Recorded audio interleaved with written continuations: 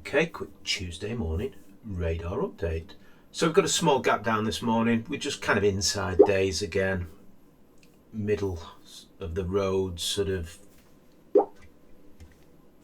waiting for the US to open. Just mute the other computer there. And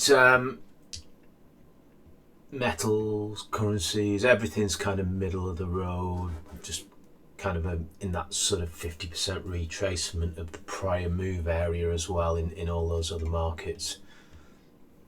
It'd be hard to find one what isn't, I think, at the moment. So kind of no directionless chop, I would say, in a lot of markets at the moment, apart from growth stocks. They've been doing fantastic. New portfolio all-time high again today. So let's go and have a look in the screens.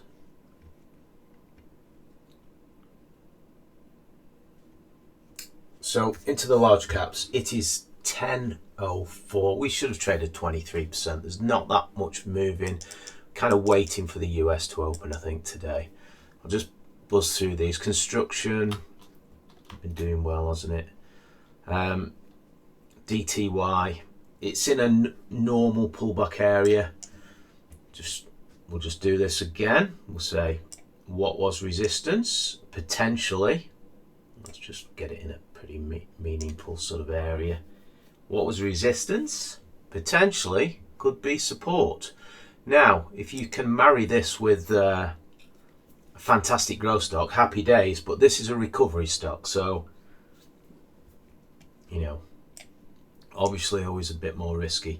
But you know, just what I want to show there is, you know, a couple of meaningful levels visible on a meaningful time frame adds weight, and that is why it's being propped up. You know, this isn't mom and pop propping this stock up here. It's where they want to. If it's going higher, you would look back and say, well, you know, that was quite obvious, wasn't it?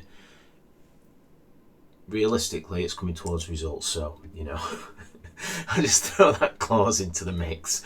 But let's just fly through these. It's not what I trade towards, is what I'm trying to say. I like to try and find those what have got great growth rather than, you know, recovery is part of the game, but I'd rather be trading great growth stocks from really high probability areas. IPX.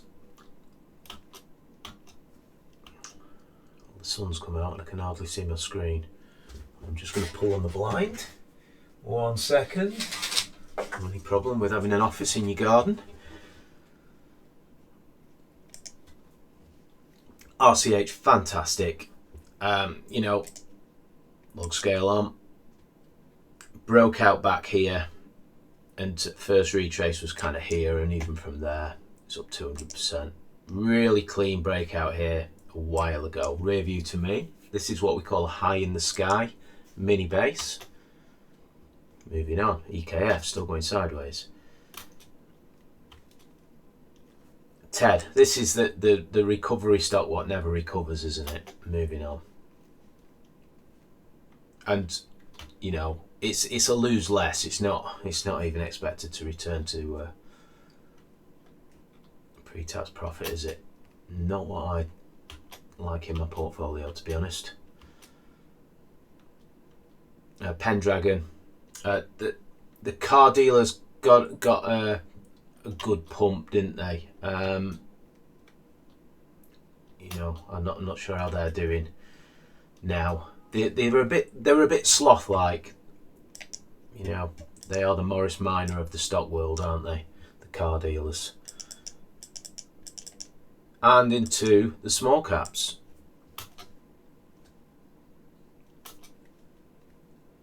CTO. Back and fill anywhere on the right side will be extremely normal. This is a high flyer in a choppy kind of more of a mature stock. You know, I like to focus on these initial, you know, moves, to be honest, rather than the stock what's come back in, and you know, it's not what it used to be. You know, that initial growth phase is the one what you can really get good trends out of. Not to say you can't get good trends out of these, but it's more of a in the swing world and it's choppy for that. I think we covered that one in depth, didn't we? Moving on. RAI. So this one is a tick down in the forward numbers these days. AVG, obviously, you know, it's still in the top 50 of the GTRS, this one. It's doing fantastic. Good action, trending from the stage 1 base. Is this a base? Kind of, I suppose. Bit of sideways action, definitely. MPAC through that reverse vol base. This one is a big tick up in the forward numbers. You know, they are boring sector, but same with SOM as well.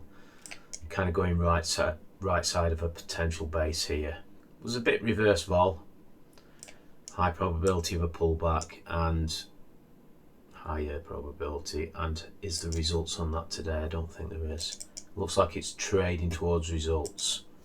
If they're good, it might hit the pro gap screen. If they're bad, you know, we wouldn't see it again, would we?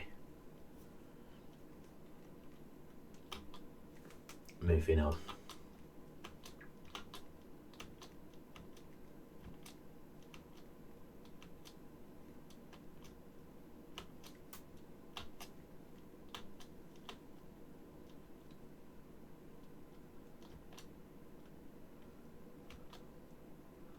Trying to find the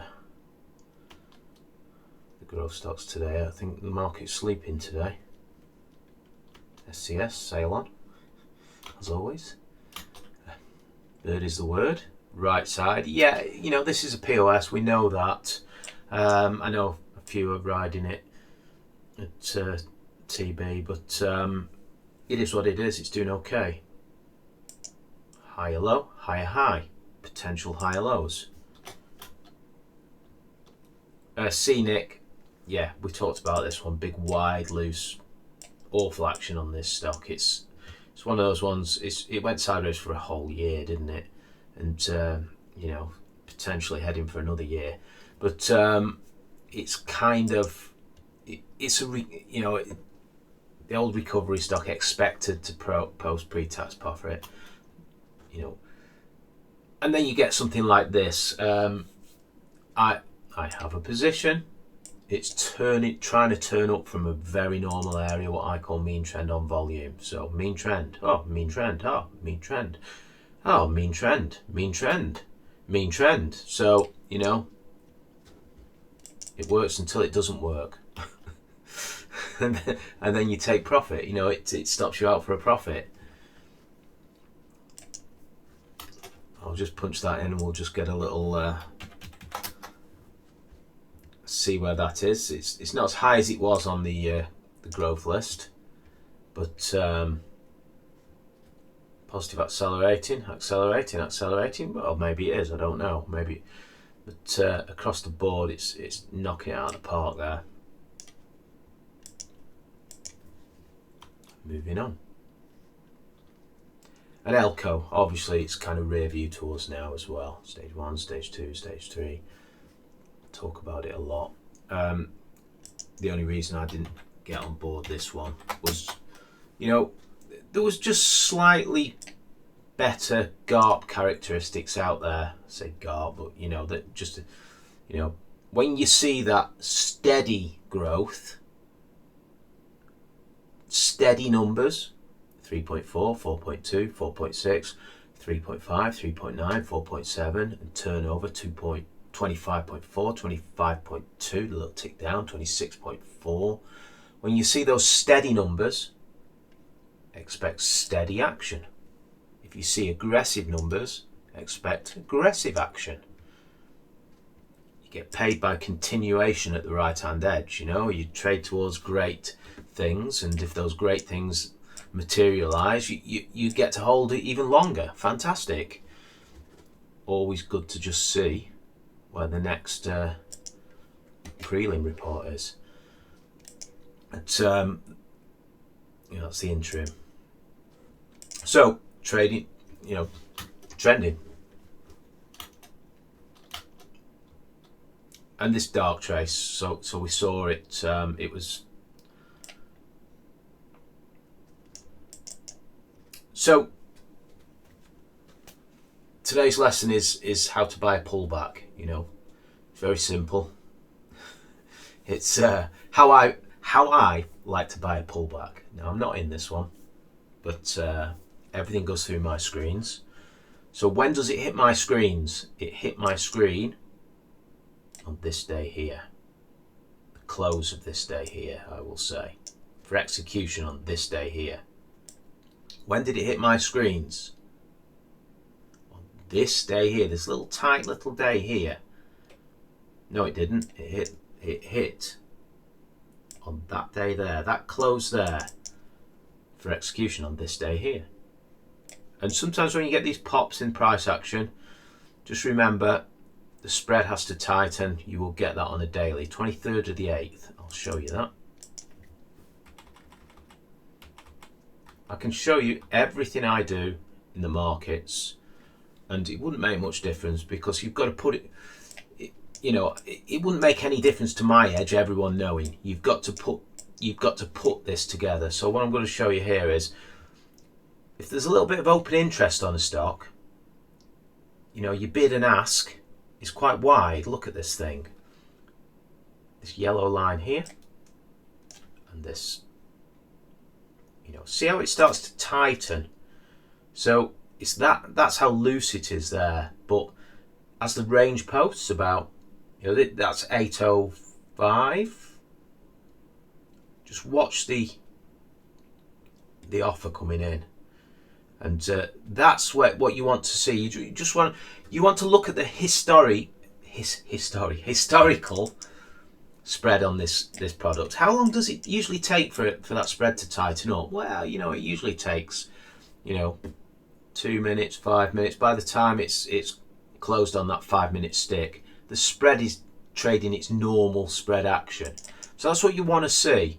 And goes back to it again, tries to find where I've just written that. So we'll just go back another day. So, you know, you look at the prior day, go, well, you know, it opens wide and it tightens up after 5 minutes. You know, the floor trader sort of opening range is kind of 5 minutes to 30 minutes. You know, some use the 5 minute if they're trading 1 minute charts. You know, if you're getting involved on higher time frames or for daily sort of for swing trade time frames, you're going to be probably using the 30-minute opening range. But you know, that's just a little heads up on, just let the range post. Make sure you get, you know, you're not buying wide for the sake of it. Yes, sometimes they'll run away from you. That is the reality. But still, you can see if they're going to run away from you, there's usually a lot of activity and the spread's tight already. That's a little pointer there. But I would always say, if you're trading for days to weeks, don't get lost on the intraday charts. But that's just, you know, when you see these open interest gap ups, you know, usually on news or something like that, there you go. You know, that's when you want to get involved, after it's tightened up. You will see it again on this day here as well if you go and have a look. So there you go. This morning's little lesson is how to buy a pullback.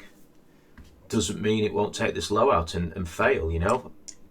It's not about that. It's just about getting good reward to risk scenarios without chasing the market, chasing the news and chasing the market, buying a slingshot into a potential next up move.